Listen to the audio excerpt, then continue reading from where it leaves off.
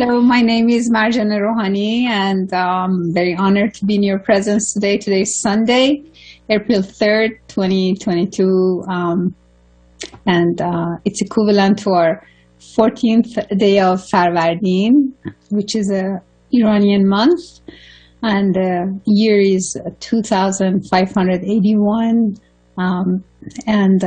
we continue to basically celebrate. Usually the Nowruz celebrations last for 13 days. But today is a very, very special day, and Iranians have come together to celebrate our Princess Noor of Iran birthday today. And it's an incredible celebration. If you go on social media, people are overwhelmingly, the majority, they're just celebrating, they're posting beautiful pictures, and just to kind of remind all of us that the truth and the good deeds that we do is never kind of gets hidden, and all of the horrid propaganda that was managed and engineered against Iran, against Shah of Iran, and all of the psychological damage and post-traumatic stress disorder actually that has caused the Iranians through this propaganda and the historical confusion that we got all entangled. It just kind of really unraveled during the past few years, not just because a whole bunch of documents or classified documents have been unclassified, not because we have our gut feelings and our want to say sixth sense, because our sixth sense really connects the dots for all of us, and it helps us not just evolutionary in our relationships, in our choices, and everything we do in life. And some do it better, some just give up on it, and I think nobody should give up on this beautiful sense, because it's just what makes us human, as a matter of fact, and makes us function in a different level together in our relationships, not just with relationships that we have with our relatives, but in relationship with the universe and grounding ourselves. And it's been just an incredible journey for Iranians to basically reconcile history, and not just reconciling history, but to really start looking for solutions. And this program actually was designed and manifested through the will and through the voices of Iranian people who were just from distant villages, provinces, and from different backgrounds, different dialects. And Iran is known for like, we consider ourselves like a Persian rug, resilient, different colors and different shapes and different themes, but we stick together, and through the centuries we've become stronger and stronger. And that's the will of people, that basically through the will of people this program was designed to manifest and to really voice the freedom, the free will of Iranians who are trying to voice their wants and their will through the iron curtain that has been hanging over their through the blockage of selective media. And I won't say selective media, it's not even mainstream media, in my opinion. It's really a mass distraction media to kind of really, they're monopolizing people's wills from every country, from every nation, and the distortion and manipulation has gone beyond imagination and comprehension, and the audacity that some of these media think stupefying humanity is really gonna be written in history, and it's a really dark blot in their record. And the sooner people who are engaged in these kinds of activities or have been working for these mass distraction media, despite the fact they're getting paid or that's employment, a lot of people have left them. A lot of people, even if they haven't left them, they are spiritually or, their soul and their connection is not with these lies and these deceptions. Human nature is not deceptive. We haven't survived all these ups and downs through centuries by deception. And I think the major point of it is through the medieval times when Machiavelli kind of came up with a manifest, the prince, basically, that lies and deception, how to monopolize, and and that doesn't really work. And that has been the theme, and that exactly came about when people were illuminating their will and their wishes for democracy, free speech, freedom from all the bondages. And all of a sudden, this whole curl or misdirection is thrown in the path of human freedom. And we have survived it now. We are at a very pivotal moment in history, and I think we should be all feeling honored to be participating at this moment, because no matter what happens, and I say this from the bottom of my heart, because we are facing a biological attack, we are facing a psychological attack, we are facing economical attack, we are facing any attack, hunger attack, any threat, from the energy kind of shortages to food shortages, this shortage, that shortage. It's just global, and it is not through the wrath of the planet or wrath of the gods or wrath of God himself or herself or some unknown entity. It's quite man or woman made, or however you want to use the terminology. It's completely engineered by a few who are part of the greed cult. And I think, sometimes when these events happen in history, it's easy for the human brain to function in a very black and white mode. And that should be what we need to be aware of, because at this point we need to focus for humanity to survive. We need to focus on humanity rather than saying and playing the blame game that this religion, that religion, this background or that background. I think it's a collection of a few greed cult people who are really focused, and just their passion is about power, control, and insatiable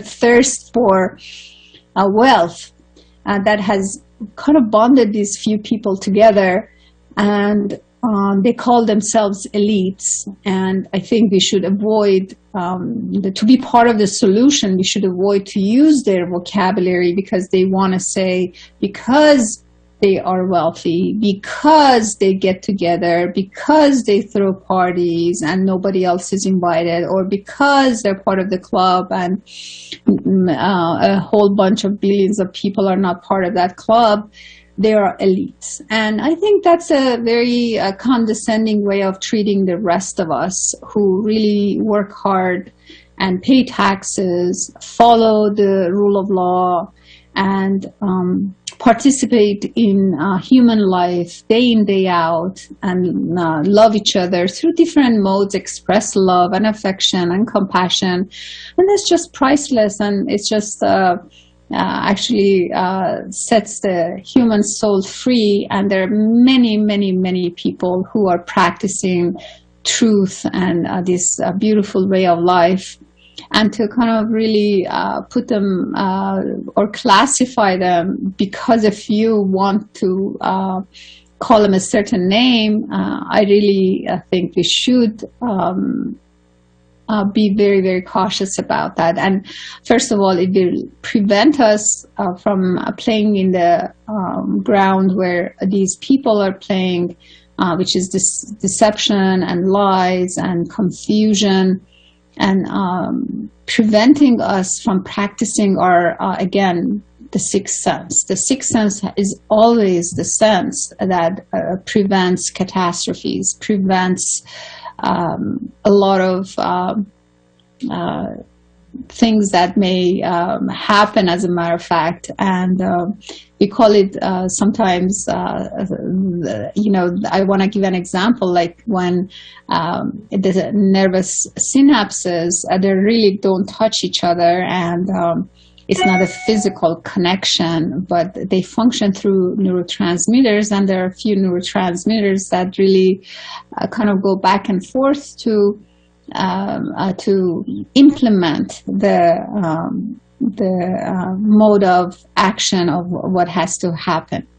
That's exactly where we are. It doesn't mean that, you know, I have to be physically in Nigeria or physically in Brazil or physically in Iran or physically in a certain country.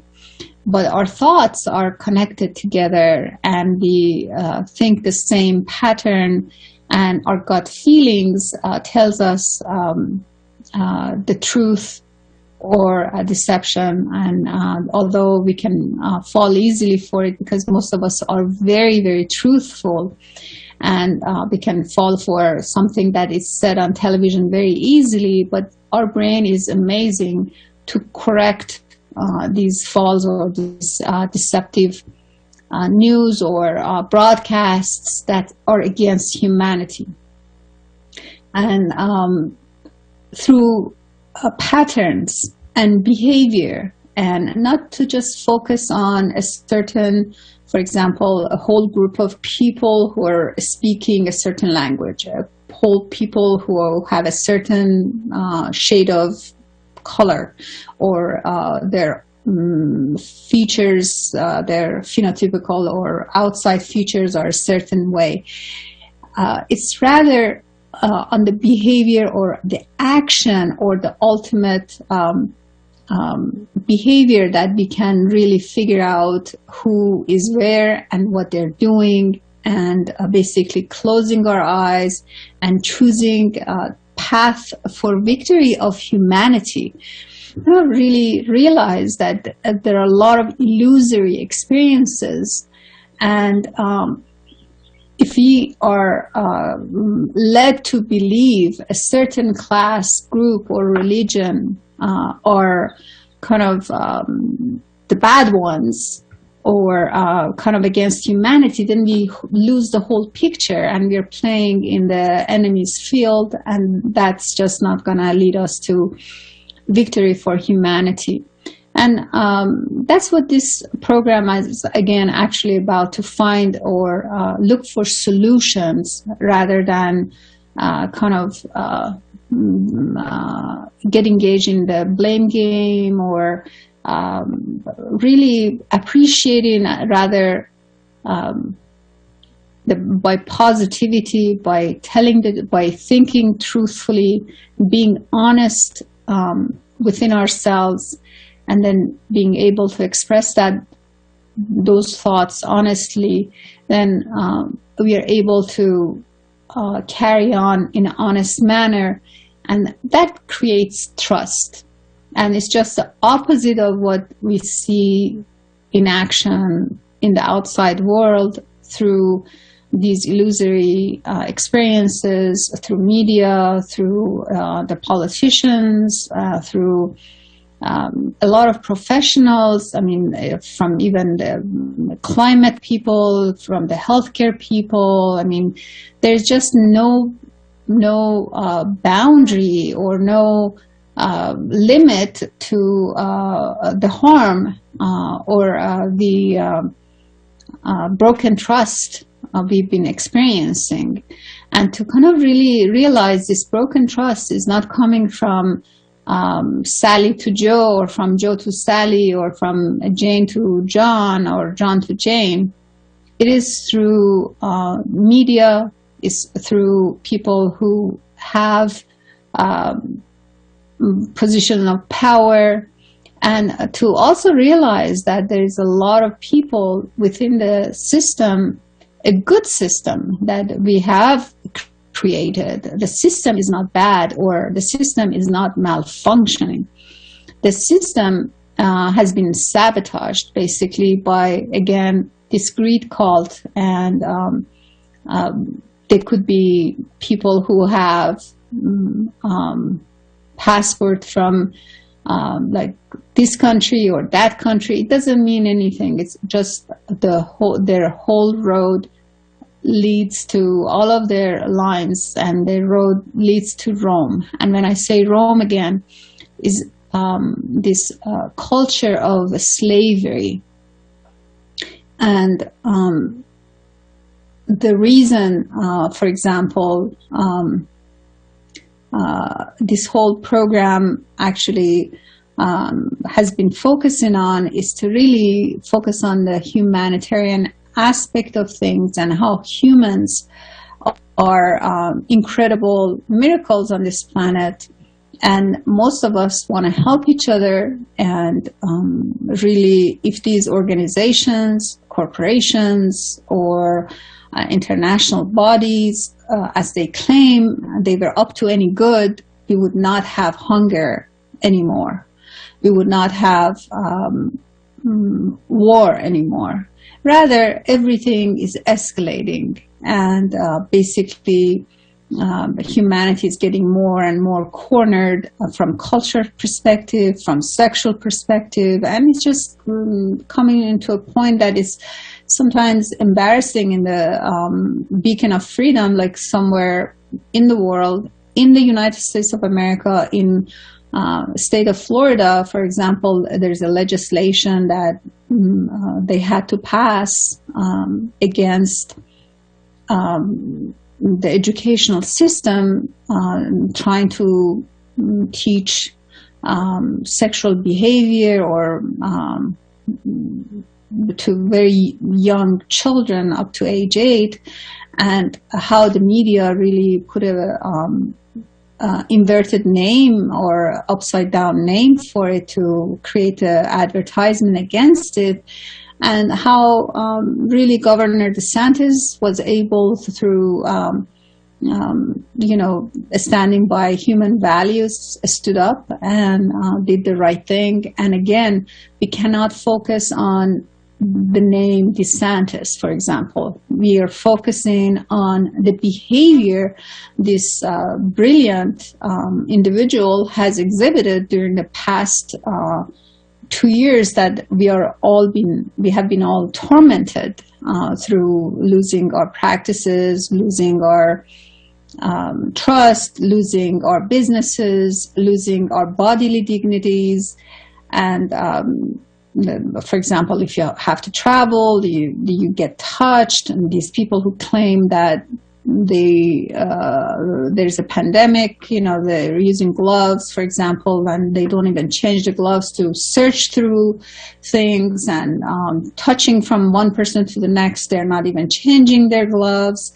And it's just a visual part of it, because of course after so many years of using internet, everybody has this perception. Basically, anybody who's using internet, they're using also protective devices, protective antiviral protection on their computer, using VPNs, using safe surfing, and being concerned about the cameras on the computer or the phones or the apps, that when you're on social media, they're chasing us and investigating and looking at what we're buying, what we're doing, and collecting data on all of us. And it's just really a perverted way of using technology that is gonna basically enslave humanity. And that's what this program is about, to really find solutions and focus on the things we know we can ground ourselves with. When, for example, there's a electric storm coming, or there's a magnetic storm coming, or there's a tsunami coming, there are certain things we have, and we don't need high tech or high military protection or high this, high that to do the right things. It's just on autopilot in terms of how we seek shelter and we seek security, and we find the best practices and best solutions. And this is just, and again, for us to really focus on solutions, I want to give a simple example that, for example, there was this laptop from hell, they call it, for Mr. Hunter Biden. And that was, the news was broke by actually New York Post. The social media took it up on itself to deplatform the person who had broke the story. Then there were 50 intelligent people from the United States who just wrote a letter and announced that this laptop does not exist, it has nothing to do, and this is a big fabrication and all that. And after almost 2.5 years now, we see the same story breaking all over mainstream media, which I, again, don't want to call it mainstream media, but the ones that are, they have a huge funding behind them, because I don't want to even say they are, that they have more viewers. It's just a strange, out of character behavior that they are behaving out of the mold that's been molded for them, and it's been cemented for them to really join the independent media. And the independent media has been created by independent people. And I think, again, when they want to push the terminology alternative media, because English is a very, I don't want to say, it's a very confusing language, and I'll enjoy it. And the mainstream media, on the contrary, it's just what I want to say, it's what main pockets of corporation or main bank, they bankroll these media, and they just have no limit in terms of worrying about money, worrying about viewers, worrying about nothing. They have no worries about anything. The satellite that needs to be paid, or all these things to kind of really, they just want to copy and parrot the story, and they repeat the same terminology over and over again, and that's what's called propaganda. And it causes, again, a huge distraction from our decision making. Where is our decision making as humans who have survived the Renaissance, who have survived the World War I, who survived World War II, the Cold War, and all of this? We have a good system in place. There are a few people who are trying to sabotage it because of greed and control. And so we just need to go back to the basics of humanity, because the system is in place. We have our borders for sovereign nations. We have every nation, most nations, I think they have constitution. And that brings us to the point that all these the disparity of what is going on and the confusion that has been created. Why is this media right now is focusing on this laptop from hell that they were denying with such huge strength and with all their power? They platforming anybody who would speak about it, but now all out speaking about it. It's part of, again, creating confusion. It's, again, part of creating a platform where people are demeaned and belittled, and people feeling, making people feel stupid, plainly. Making people, thinking that, oh my gosh, I believe these people. So then there's another ring, another level where there is a, why is this happening right now?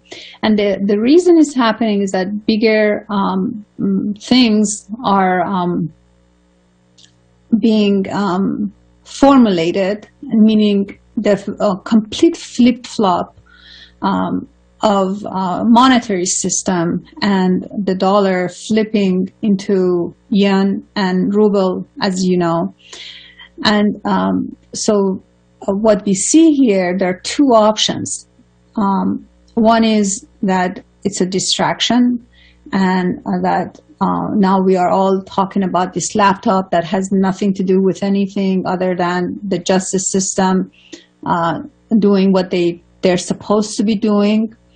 And we know the judiciary system is really not able to do anything, at least in the United States or in a lot of countries that have declared a state of emergency, because once you declare a state of emergency, you go on a different algorithm altogether. The branches are not functioning under normal circumstances. You're functioning on like a fire alarm has been pulled, and everybody is on a different level to really make the country go, and people fed, and people moving, working, and all of the things that we do on a daily basis.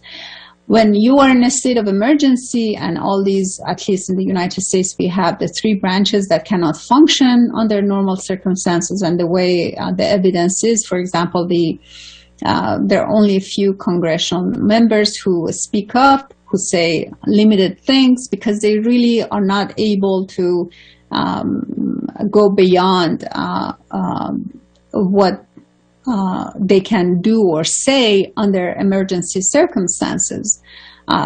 So a lot of things, like even the freedom of speech, freedom of religion, all the Constitution, everything is taken over by this emergency state. And that's why the emergency state continues on under different circumstances. And we saw the channel switching from the virus to the Russophobia, or then Ukrainophilia, or just another sense of emergency.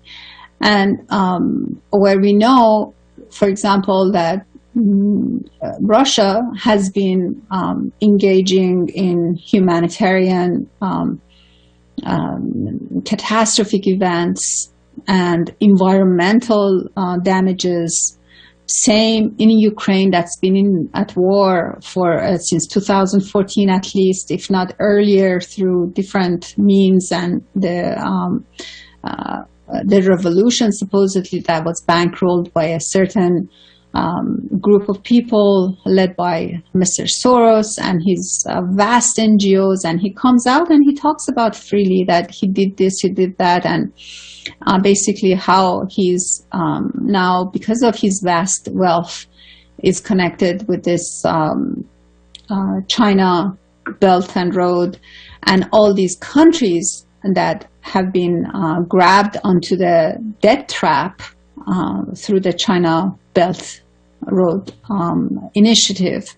And actually yesterday, when that catastrophic event happened in Azerbaijan, you look it up on February, that's the anniversary of 30th anniversary of Azerbaijan and China really shaking hands and becoming buddies, and they're trying to establish a huge infrastructure for this Belt and Road. Now, the Belt and Road is an amazing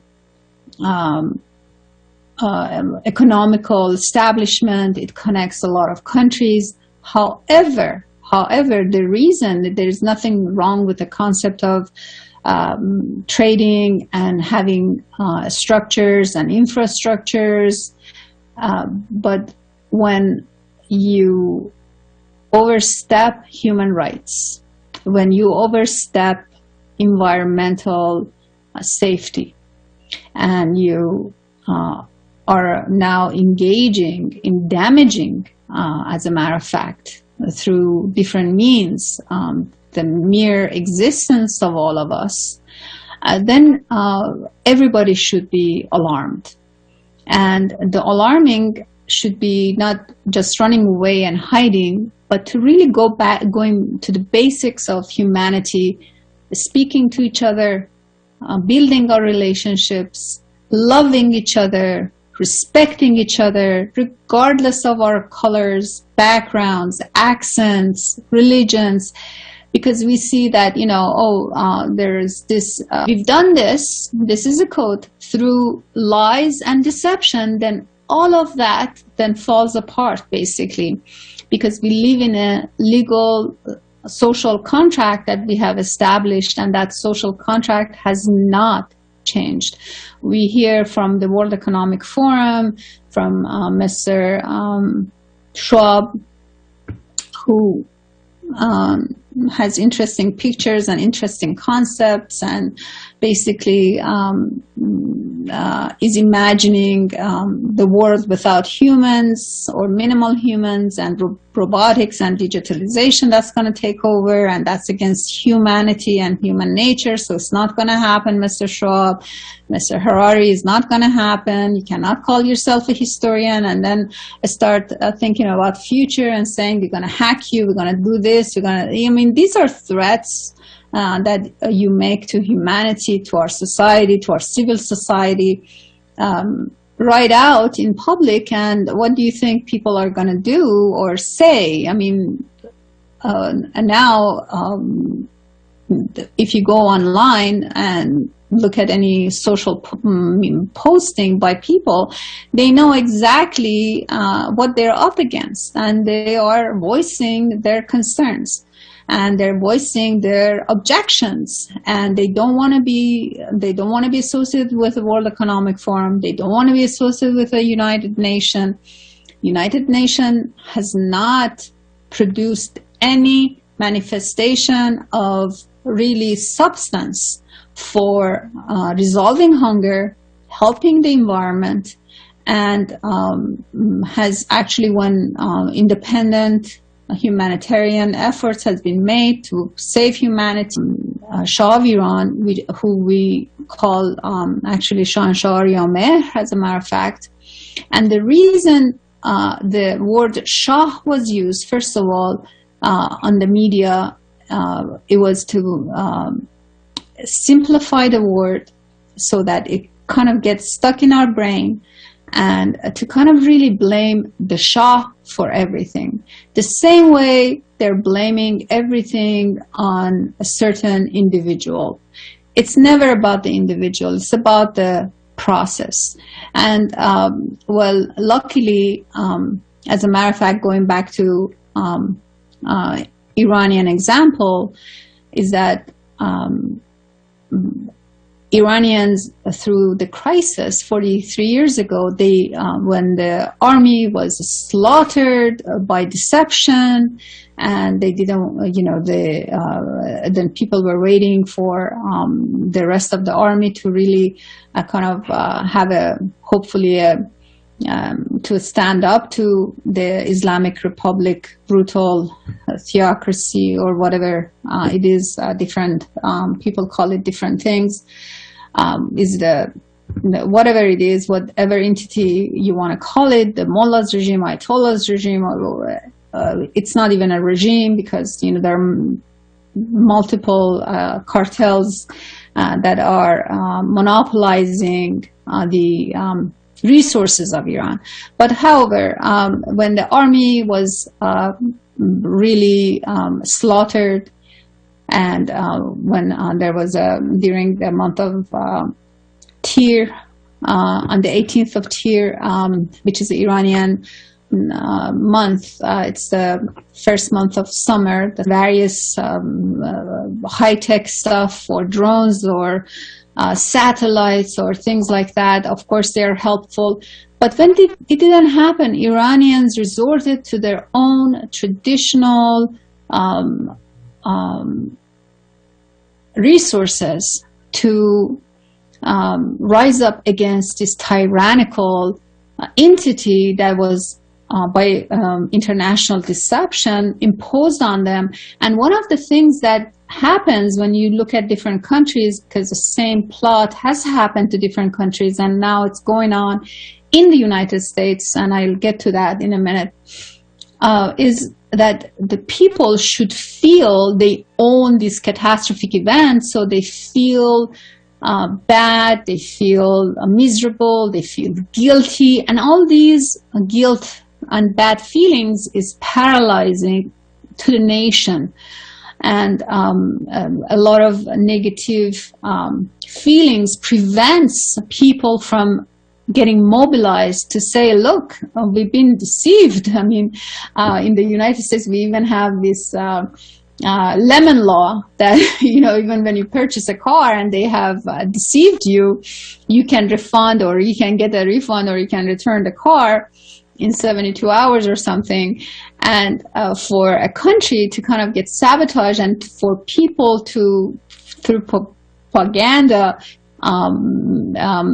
felt that, oh my gosh, you know, what have we done? We brought this man here who we don't even know if he's Iranian, and apparently he's not Iranian. He's against the nation, and the nation of the Iranian revolution that basically has been the undercurrent and has never been stopped. So we have a legal out. Now, coming back to the United States, the confusion people are feeling right now that, for example, oh, okay, there is an election that it's always under question, and people were not able to talk about because they would get deplatformed, they would get ostracized, and that kind of went against the freedom of speech or freedom of argument, or kind of really castrated the healthy communication to really see what is going on, and kind of name calling started. And then we went into the state of emergency, where all the branches were basically shut down and moved into this other algorithm that FEMA basically is in charge of the United States, as a matter of fact. And that's very, very important for people to know, that in order for the three branches to resume their integrity and be able to function, there has to be a way to call for end of the emergency state, and to kind of access the algorithm to see, are we still in a state of emergency, or is this a state of emergency man-made or woman-made or however made. But according to the Constitution of the United States, even with all these news that's coming up through the laptop, we are not going to be able to, even if Mr. Biden is removed, then the second person or the vice president who doesn't have a good rating among people, or approval rating, and has done strange things or strange statements, so then that has been taken away from people. And then the third person is Ms. Pelosi, who is really doesn't have a good approval rating.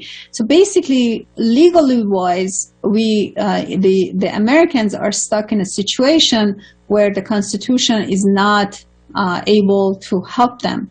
they don't have that clause to really move from an urgent situation to kind of really restore their integrity. And this is a very well planned program that has been implemented against the Americans. As a matter of fact, I was listening to one of the songs that Kid Rock has done, and it's called "We the People." There are some bad words in it, but it's a manifestation of how Americans are feeling, that they've been feeling sabotage, and we the people want to implement our rule of law, and that would be through basically very peaceful, legal, and just through love and respecting humanity, and condemning all these massive distractions through media and propaganda, lobotomy that we are all experiencing and causing confusion. Well, I'm very honored to have been in your presence on this Sunday. Have a wonderful week. We will be back with Dr. Saeed Hamzavi on Tuesday at 3 p.m. New York Standard Time. Be well and stay alive, and humanity will win. Thank you.